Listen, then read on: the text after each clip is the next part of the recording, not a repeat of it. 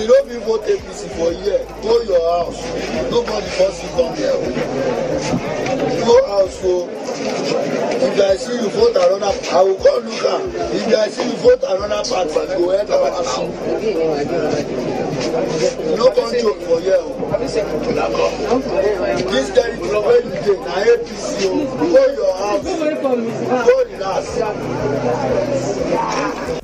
Opposition parties in Nigeria's fiercely contested poll will attempt to do what has been described as the impossible, getting a court to overturn the outcome of a presidential election in Africa's most populous nation, though it's not impossible anyway. Peter Obi and Atiku Abubakar, the second and third placed candidate in the tightest presidential election since the end of military rule in 1999, are heading to court to challenge the results that saw Bola Tinubu of the ruling party declared the winner with 37% of the votes. While Mr. Abubakar is of the main opposition People Democratic Party, called the results a rape of democracy after getting 29% of the vote. The Labour Party's Mr. Obi, who got 25%, told supporters they had been robbed of victory and vowed to prove it to Nigerians that he won the election. But what evidence do they have, and what are their chances of overturning the results? When do parties have to file? All petitions challenging an election in Nigeria must be filed within 21 days of the announcement of the results, or they will not be considered. So Peter Obi and Atiku Abubakar will have to send their petitions to the appeal court tribunal in the capital, Abuja, before 31st March. While this encourages the speedy commencement of a trial and may be straightforward in local election, it might prove to be daunting to collect evidence from more than 176,000 polling units or more than 8,000 area population centers where results were first received in the presidential poll. How long will it take to reach a verdict? A written result from the tribunal is expected 180 days after the suit is filed, and as Mr. Obi and Atiku Abubakar are expected to file separately, decisions will be given at different times. However, the decision of the tribunal is not final, and the parties can decide to head to the Supreme Court for a conclusive verdict. That process takes 60 days, so a final decision should be made within 8 months. Will it affect the inauguration? Probably no. It is highly unlikely that the tribunal will reach a decision before 29 March, where Mr. Tinubu is due to be sworn in as president, which many Nigerians refuse.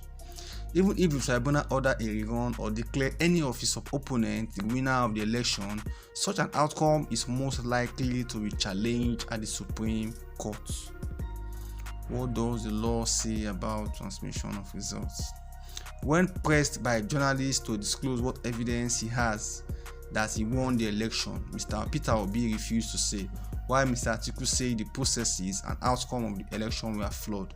But going by the speech of the PDP's representatives by the center, where the results were announced before both parties walked away, it is likely that their respective cases will hinge on the electronic transmission of results from the polling units. An act was signed last year to guide the conduct of the 2023 elections, stated that voting and transmission of results shall be in accordance with the procedure determined by the Independent National Electoral Commission, INEC.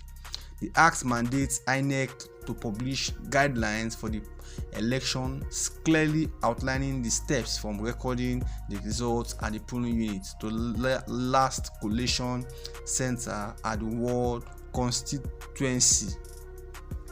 INEC then published its guidelines for the election, where it stated that its officials will electronically transmit or transfer the result to the polling unit directly to the collation center. Use the BVAS, that is Bimodal Voters Accreditation System, to upload a scanned copy of the EC8A that is result sheet of the INEC result viewing portal IRF. The new electronic system BVAS was intended to speed up the delivery of results and make it harder to interfere with votes. However, many voters reported that INEC staff were either unable or unwilling to upload results to the website, raising fear that this could be a sign of a plot to rig the election. INEC blamed the surge in traffic for its inability to publish the results in real time, but almost a week after the first ballot was cast, 12% of the results was still not being published. Senior Nigerian lawyer Yemi Kadide Johnson told the BBC that INEC guidelines were not law and that an election can only be nullified for the substantial non-compliance with the electoral law.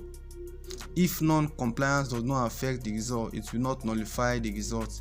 If certain results in certain areas are non-compliant, a rerun is possible only if it will be material, he said.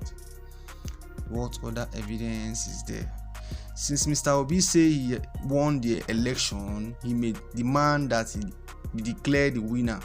There were several complaints of malpractice in places such as Rivers, Delta, Imo, Sokoto and Lagos, where opposition parties accused INEC staff of colluding with the ruling party and security officials to manipulate results at the World Collation Center.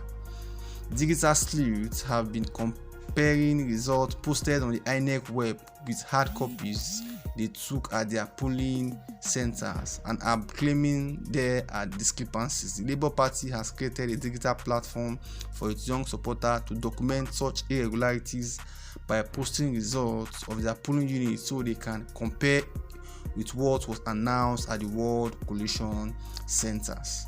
Some of the results of the INEC website have been posted in wrong states, while others are badly defaced or obviously altered. Though some people have also confirmed that the results from their polling units match with those of the INEC website.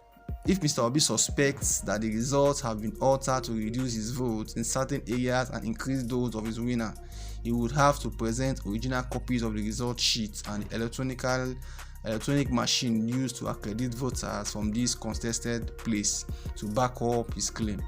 Mr. Obi also hinted there was a deliberate policy of making it hard to vote and manipulating the results, especially in some areas seen as a stronghold. Although 87 million people were eligible to vote in the election, just 27% of these cast their votes, the lowest since 1999.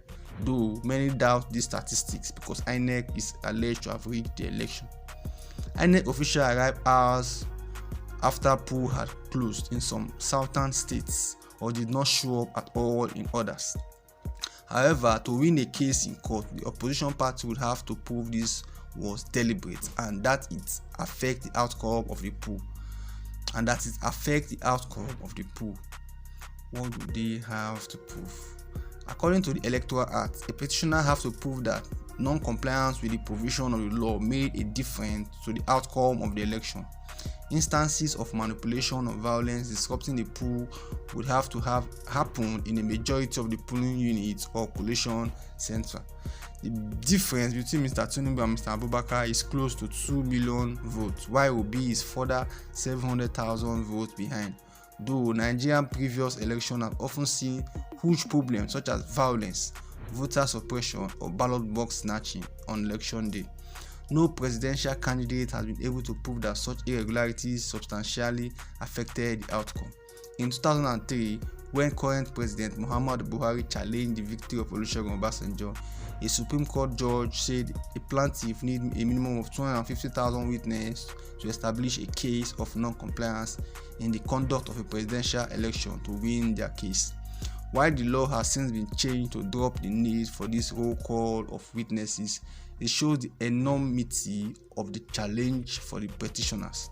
However, this is the first national election conducted with the electronic transfer of results, and while there are glitches with the system on election day, the results from the polling units are now gradually being uploaded to the INEC website. So that should make it easier for the petitioners to access evidence they need.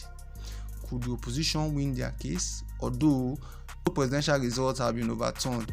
This has happened with several other elections in Nigeria, and Mr. Obi is one of the beneficiaries. He had to wait 3 years before getting into office in 2006, after successfully proving that he won the governorship election of Anambra State in 2003. He was able to prove at the tribunal and the appeal court that he received the most votes in the election and was declared the winner of the election. Now, this Nigerian election and the issues that have to do with the law courts, can it be overturned? Let's see. But most Nigerians prefer their choice.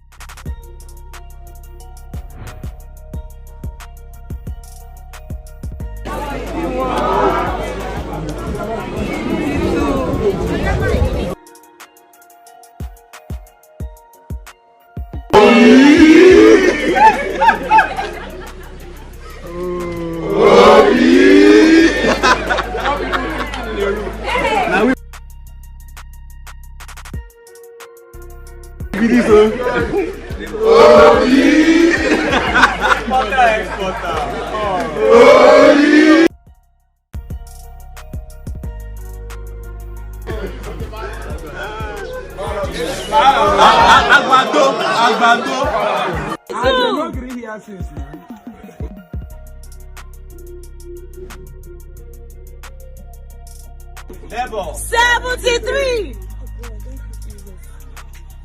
Level 74. Level 75. Another one.